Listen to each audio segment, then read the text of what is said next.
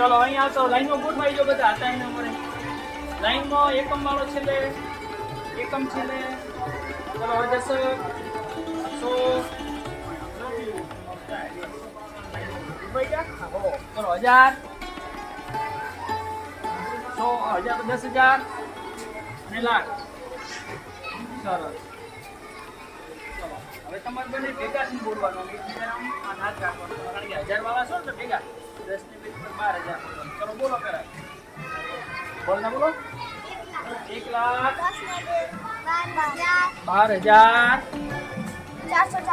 400 એ ભેગા થઈ જશે